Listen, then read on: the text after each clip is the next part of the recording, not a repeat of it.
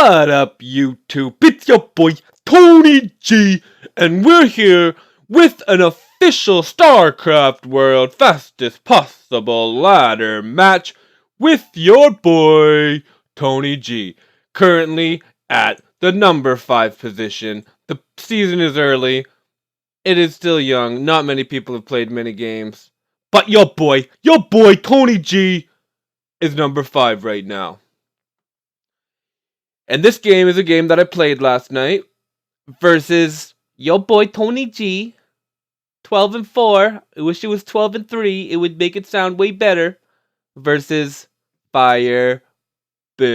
Well, he's playing on a different name in this game, but it is still fire.buu. And this is a PvZ, one of 5 or 6 matches that we played, and it's a good one. Enjoy. Alright, we are jumping in to tonyG versus buu number 2. tonyG will be up here playing Zerg, Brown Zerg, in the terrible middle side position where he has a very big disadvantage, especially versus protoss, where they can just drop from over here and only minimum defense can be built, versus buu. Bracket who and bracket playing the protoss, a very good protoss versus Zerg player. He has beaten a lot of legends protoss versus Zerg. He knows how to do it, that's for sure. So we got tonyG opening up, sending out his his 9th drone, I guess, out to build that hatchery. He's gonna get it up. The probe did not block it. The probe built a probe in the middle, going to go for a mid base, which is not good for tonyG. A mid build, if he just throws down 3 gateways there, tonyG is going to have a very difficult time defending this. But no, buu decides to throw down a forge and another pylon. Interesting. Let's see how this goes. The Overlord is going to scout that. He's going to see, oh, finally a gateway is going to go down. 3 probes have been pulled. 2 more probes going. 5 probes have been pulled. Interesting stuff. 1 probe is going to go out. tonyG's got his Overlord and his spawning pool down. First cannon is going to go down.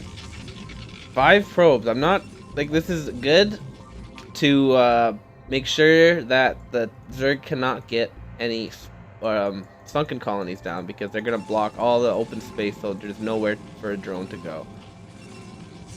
So I see why he's doing that, but a lot of really good players only use 3, and they can still manage to block that whole thing. So yeah, he is going to send 2 probes home. Realize that there's not going to be a drone fight, because what a lot of Zergs will do... Oh my goodness, tonyG cancels it! What a lot of Zergs will do is send out a couple drones of themselves to try to fight off the drones, and then it's a little bit of a worker micro battle. But tonyG decides to just cancel it all together and not even bother defending it.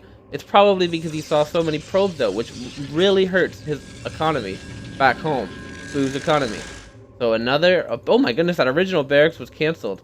So 3 cannons and 1 gateway... Not barracks, gateway. 3 cannons and 1 gateway now. No gateways at all. tonyG has 1 spine up and 6 Zerglings out. So it's a question of, was that worth it or not? He definitely did break the choke, which is his main goal for sure. But at what cost? tonyG saved the drone, only canceled the hatchery. It only took some time. They're both delayed a little bit. Who's gonna be delayed more? tonyG's got an Overlord going down to scout out the protoss player, see what's happening back home. buu has decided to go 2 gas before any kind of nexus or anything. Oh god. Any kind of nexus or anything. He is just gonna go right into tech without much mineral economy behind. 3 gateways. The Cybernetics core just finishing now. Let's see what buu's plan is. What is most common, and what we're probably gonna see, is some kind of a robotics bay, and then he's gonna shove in Reavers with Zealots, which will eventually have speed. And the Zealot Reaver combination is very difficult in the early game. for Zerg to hold off. We got a Hydralisk going down, another sunken colony going down, so 3 sunken, 2 gas. Another gas going down for Boo. The Overlord is seeing everything going on over here. The Overlord can kind of see what's going on. We got 2 Zerglings making sure no pylons are getting up there in those sneaky spots. There we go. First Robo down. 2 more cannons. Looks like he's going to go for just a frontal cannon push. 1 Zealot's going to go in, take some damage, get 1 kill. Zergling's going to chase, fight this other Zealot. Another Zealot going to run. Zergling's going to run back now. A little bit of a micro war there. Boo probably won that because I laughed. Oh, I'm Zergling. It's equivalent to 25 minerals. He's going to try to build a cannon to kill this Overlord, but TonyG sees it and he is going to retreat into safe ground. First Hydra's now popping out for our boy TonyG. He's going to go for speed first. Hydralisk speed first. That will be... It's always a question of whether to get speed or range first. I like to get speed in this situation because I'm going to try to micro as much as I possibly can versus the Reavers. And slow Hydras just don't stand a chance versus Reavers. So that is my logic behind it. There's sometimes if you don't see much tech, like you don't see any gas, you just go for range first, because then the Hydras can just kind of stay over here behind all the Sunkens and kill all the Zealots. So in this situation, I like to go speed. We got the Zealots now sneaking around over here. We got 2 Robos not doing anything at home. Now that the support base finished, we should see some Reavers being built. More Zealots getting built. The Zealots coming in. Gonna try to snipe the Hydralisk dead before the rage is done. Is he gonna do it? Oh my gosh, that was close. I believe that range or speed is not finished. That was a very worthy snipe. He did lose all of his units, but he's gonna slow down these Hydras. Literally gonna slow them down. They're gonna be slow. Very slow. Another Hydralisk gonna go down. Tony just skipping out on the layer, and now that he can't build Hydras, he's just gonna build some drones. Zerg doesn't mind doing that. Now that, especially now that he knows that there's not gonna be too many Zealots. The TonyG. Another Hydralisk den. Now let's see if TonyG is going to start that speed, because I'm pretty sure the speed did not get finished. Another sunken, another hatchery, another sunken going down. He's going to make sure these cannons don't get too close, while also showing that he's not scared and just build a hatchery right in his face. Zealots up here. 2 Reavers about to pop up. More Zealots in production. Back home, we just got 3 gas, 1 Nexus, and Reaver damage being upgraded. That makes Reavers 1,000 times deadlier. They can splash Hydras very nicely. So we got the Zealot Reaver. Other Reaver slowly making his way around. 1 Zealot staying back here. Maybe making sure there's no run-bys, but I don't think we're going to try to run by that many cannons anyway. Another pylon expanding. We got the first group of Hydralisks coming out. 63 to supply. The Protoss is ahead. Let's see how this micro goes. He's going to run and try to snipe that first Reaver, but not able to. Taking too much damage from these Zealots at the front. Now the Reaver's getting in a little bit more vulnerable range. Going to shoot the Sunken. Going to shoot the Hydra. First 2 Hydras down. The Hydras though attacking. Bam! Oh my goodness! Bam! The blood, the carnage of but the Reaver goes down before the dropship can save it. That was clutch. If I was Boo, if I was Boo in hindsight, watching this replay, I would have waited before those Reavers got out there so my dropship could save them if they needed to. Because those 2 Reavers going down is going to be costly. Because the more Reavers that are out, the harder it is for Zerg if they are just going to go ground, which it looks like since TonyG has started 1-1 ground Hydralisk attack. He is committing to this Hydralisk tech. He is not going to go for Mutalisk. It doesn't look like. Layer just now being built. Only 2 gas still. So he could not even afford Muta if he wanted to. A couple Hydras coming out here, making sure these cannons don't get up for free. No, nothing else going back. Oh, what is that? Citadel now going down. So the Zealot speed is going to be very delayed. It's at the 8-minute mark. For this kind of build, you want to get it a little bit earlier. First Reaver drop. Going to go in. With 2 Zealots. First, oh my gosh, and TonyG snipes that like nothing. Another Reaver down. There's 3 Reavers down. And this other Reaver, 4 Reavers down. Is now TonyG Oh god, misclick. TonyG has destroyed all of the Reavers, and now he is going to push in. Without the Reavers, these Zealots don't stand much of a chance if TonyG micros properly, which he's doing okay of a job. He still could be doing better. He needs to retreat back into these sunken so they can provide enough damage to make sure that you don't take too many casualties here. Another hatchery going down. TonyG is macroing away, microing away, microed his heart out. 238 APM right now, 233.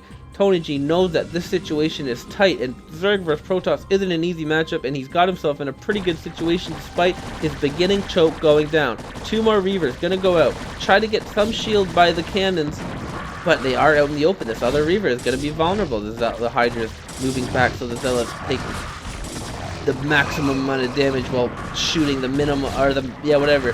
And the other Reaver is gonna go down. Every single Reaver is dying as it pops out, not gonna be able to pool them up at all. Without pooling them up, these Hydralisks coming out and just from these hatcheries constantly will be enough to kill the Protoss army. With enough Reavers, they just don't stand a chance. Reavers are a hard counter, just like Storm to Hydralisk. They just demolish them. But if you can keep picking them off and keep those numbers low, you have a fighting chance. We got 3 Reavers now. Lots of Zealots. Gonna go attack with a couple of the spines that are now pushing. The spine cannon battle happening. A snipe right there, a Reaver snipe. Oh, but it goes down right before. Oh, look at that. That was a good battle. A Reaver down. Another Reaver gonna take damage. These Reavers are not smart. They're like the old Valkyries. They outrange stuff, but they like to go in range before they shoot, so they can die for no reason.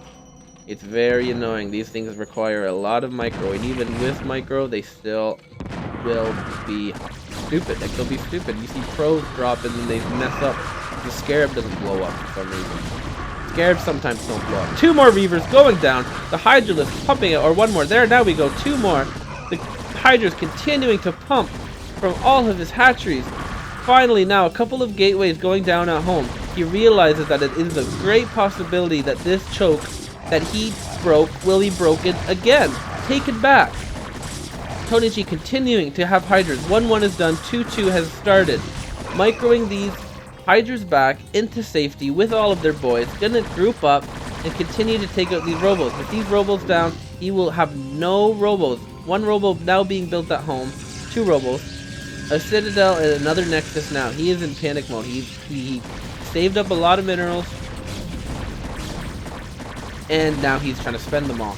And he's in panic mode. Because TonyG is breaking through. A DT coming in. Where is an Overlord? TonyG, send an Overlord. What is happening? No Overlord anywhere in sight. This DT, 3 kills, 4 kills. Overlord could just move up anywhere, but they're just deciding not to. 5 kills.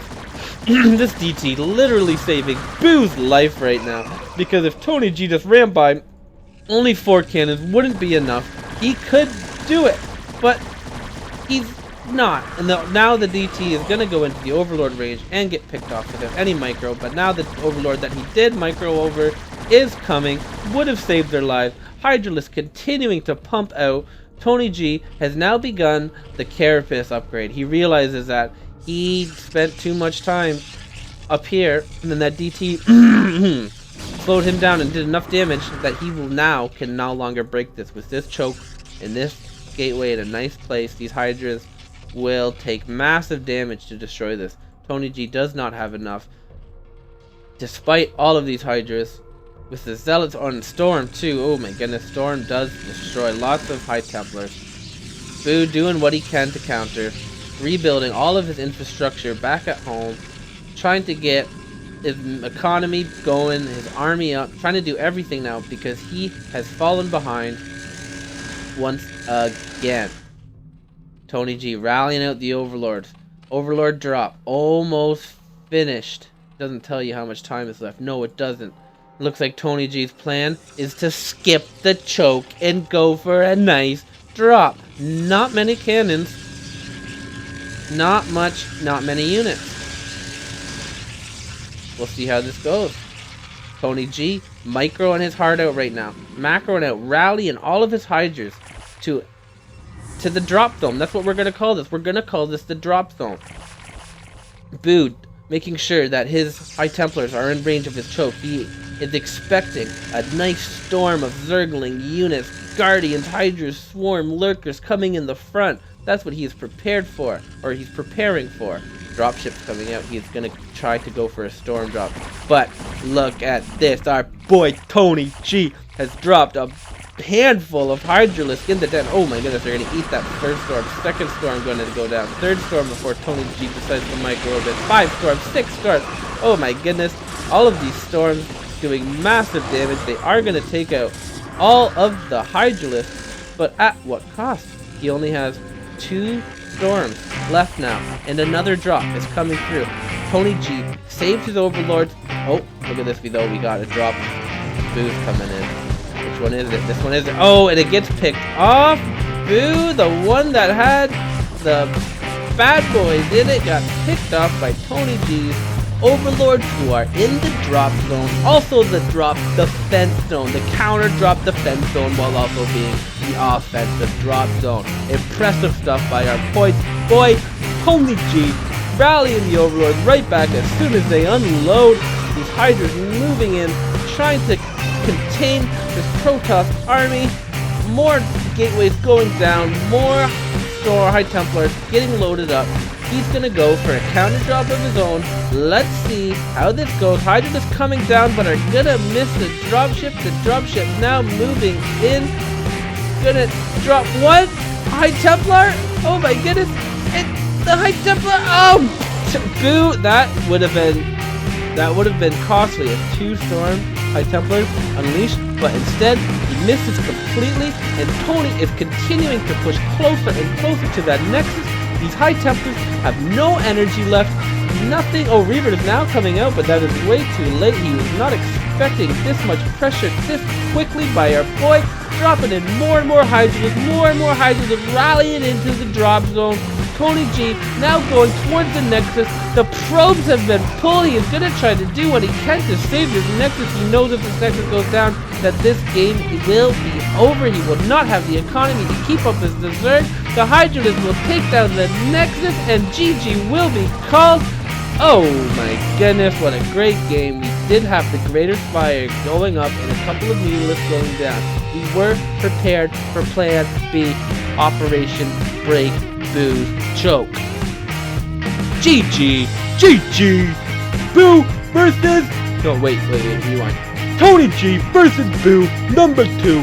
tonyG comes back and destroys Boo's Protoss in a very difficult ZVP matchup. I hope, Mark, you have something to say about that, because he's always whining saying, oh, tonyG only plays against Zerg players, even though his Zerg is so chobo, Mark.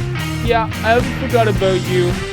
Anyway, GG, until next time, your boy tonyG climbing up that SCW ladder, number 5, gonna go for number 1. Until next time, peace.